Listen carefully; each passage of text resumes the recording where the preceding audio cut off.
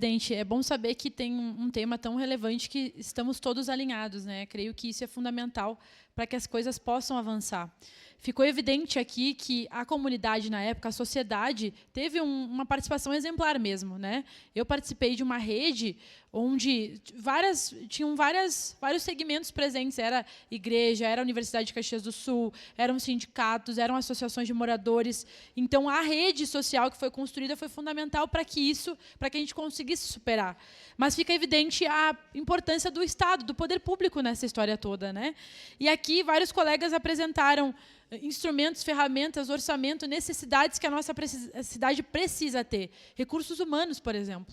Né? Os colegas que já trabalharam em diferentes corporações sabem como isso é importante. Tenente Armando foi parceiro em várias questões. Na aldeia indígena, por exemplo, hoje nós temos uma reunião sobre isso. Eu me lembro... Eu ouço, né, várias regiões sendo faladas da nossa cidade, mas para a gente ver como o problema de fato é grave, tem regiões que têm alagamento crônico há anos e a gente não fala muito. Eu mesma tive uma participação na região Cruzeiro. O bairro Cruzeiro, todo mundo acha que não acontece nada lá. Mas na rua Ricardo Martini, no loteamento Pinheiros, tem um problema de alagamento crônico, onde até hoje, na José Tovazzi, famílias estão fora das suas casas.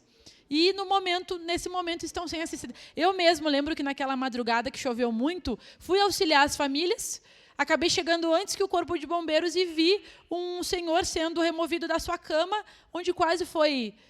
enfim, onde quase ele ficou coberto por água e a gente poderia ter uma perda de uma pessoa, inclusive, lá. Então, presenciei cenas terríveis que achei que nunca presenciaria.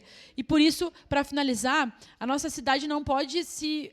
Muitas vezes eu vejo que a gente não tem noção do tamanho que Caxias tem. Parece, muitas vezes, que a gente é uma coloniazinha do interior, mas nós somos a segunda maior cidade do Estado. Por isso que nós precisamos ter recurso e nós precisamos ter todos os instrumentos necessários para poder realizar esse trabalho. Obrigada.